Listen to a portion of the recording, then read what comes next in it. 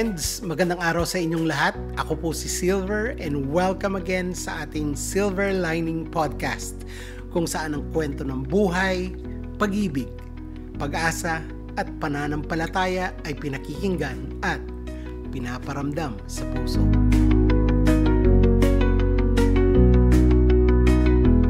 Welcome to today's episode.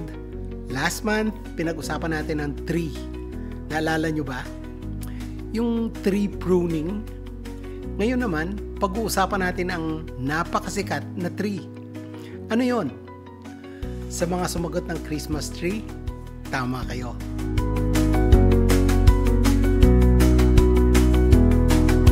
As early as November, I already started putting up our Christmas tree.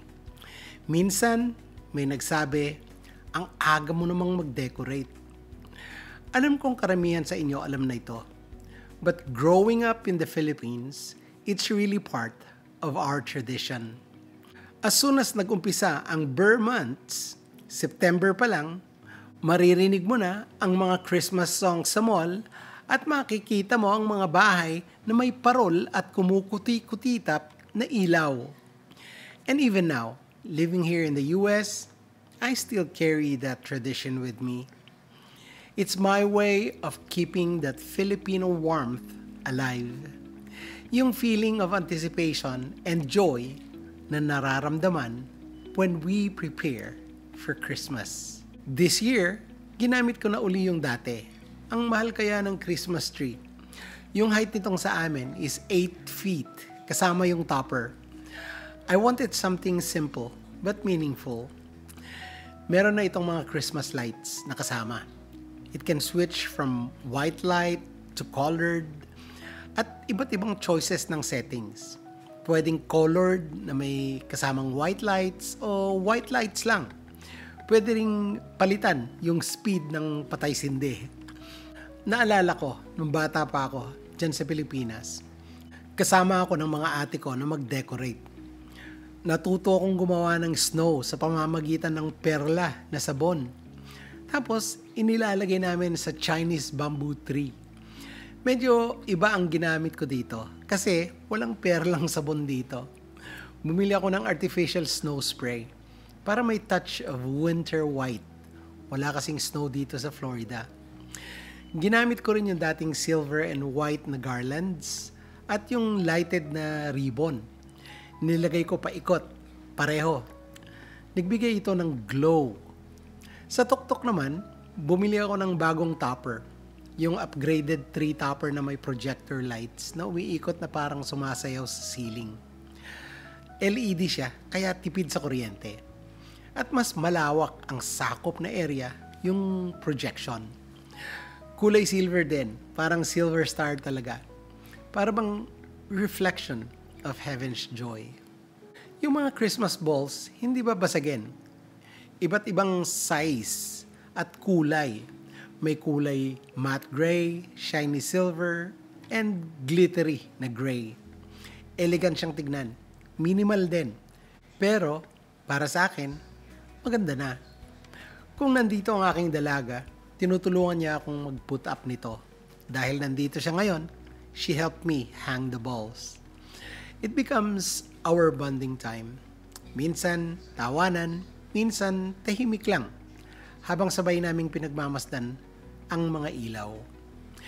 Kanina lang, habang nakaupo ko sa sofa, nakatingin ako sa Christmas tree. Sinubukan kong i-recall kung kailan nga ba nag-umpisa ang tradisyon na ito ng Christmas tree. And more importantly, inisip ko rin ulit kung paano ko maipagdiriwang ang Pasko in the way that truly honors Christ. Kayo mga kaibigan, paano nyo isi-celebrate ang Pasko ngayon? Naisip nyo na ba?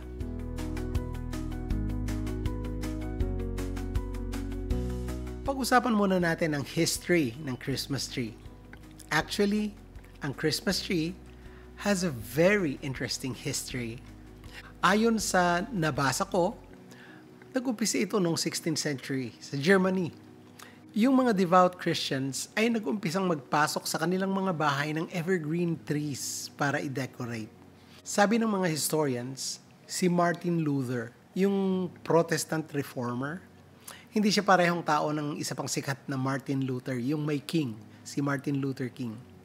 Si Martin Luther, na walang king, ay yung mas kilala bilang nag-encourage sa mga tao na magbasa ng Biblia para sila mismo ang magkaroon ng personal na relationship with God.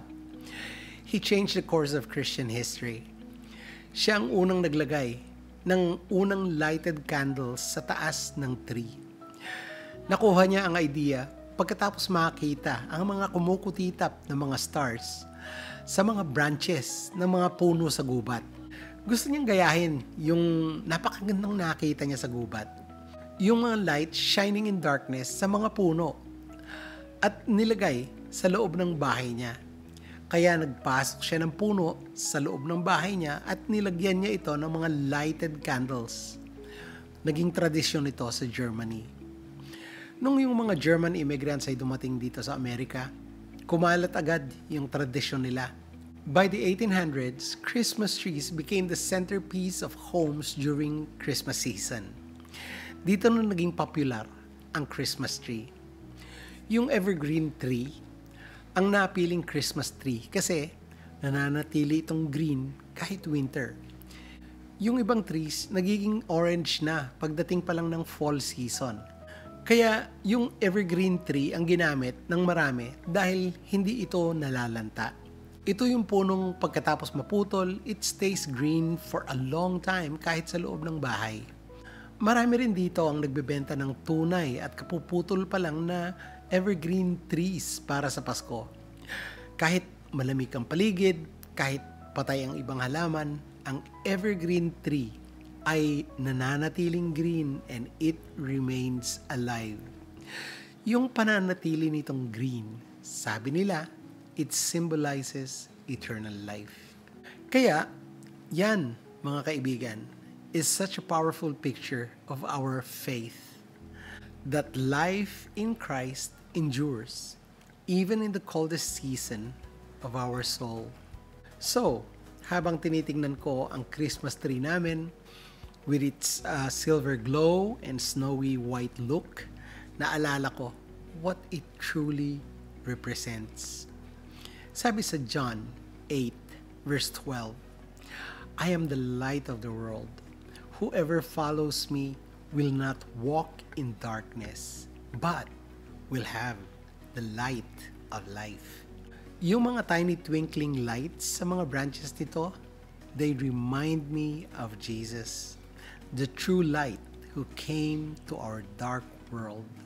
Parang yung pag-decorate namin ng tree para maging maganda, God also decorates our lives with His grace, with forgiveness, and with love. Sinabi doon sa Isaiah 11:1, a shoot will come up from the stump of Jesse. From his roots, a branch will bear fruit. Yung branch na tinutukoy ni Isaiah sa prophecy na ito, walang iba kundi si Jesus, the promised Messiah. So, kahit na ang Christmas tree itself ay wala sa Biblia, ito ay pwedeng maging simbolo. Hindi ko po ini-spiritualize ito, pero pwede po itong maging paalala na merong hope, na merong new life, na pangako ng Diyos Ama that is fulfilled in our Lord Jesus Christ. And then, doon sa Luke chapter 2, verses 10 to 11, do not be afraid, sabi doon. I bring you good news that I will cause great joy for all the people. Today, in the town of David, a Savior has been born to you. He is the Messiah, the Lord. That's the heart of it all. Ang reason, bakit tayo nagde-decorate, nagbibigay ng gifts, at nag-gather sa mga panahong ito, hindi lang ito dahil tradisyon o sentimental na alaala.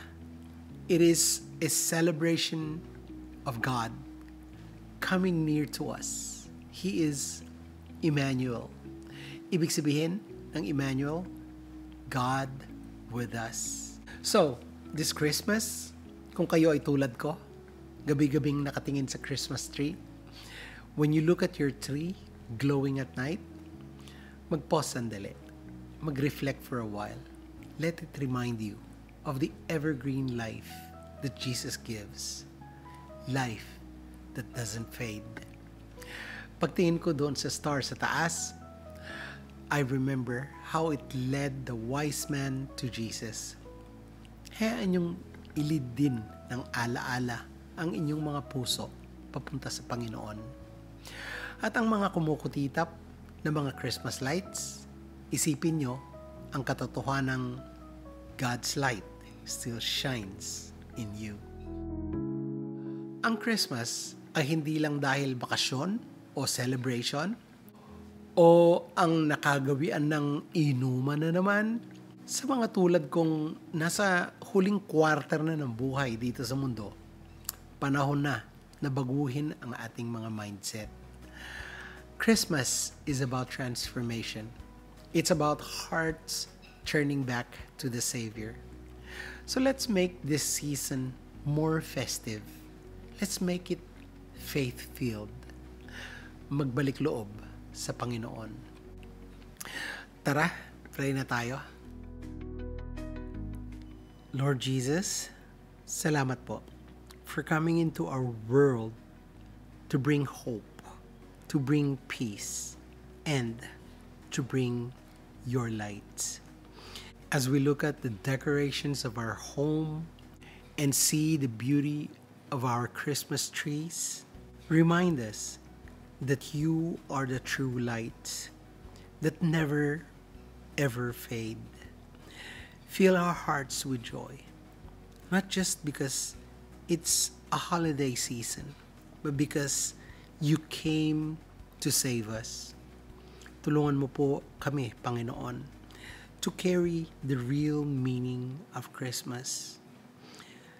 Ang iyong pagmamahal, ang iyong presensya dito sa aming mga bahay, dito sa aming mga buhay, sa aming pamilya, and sa aming mga puso.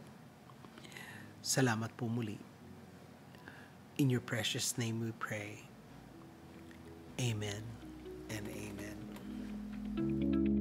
Salamat po for joining me today, mga kaibigan. I hope this episode helped you remember our Savior Jesus Christ every time we look at our Christmas tree. At sana, makita ang season na ito sa bagong liwanag. Let's celebrate not just the beauty of the season, but the Savior behind it.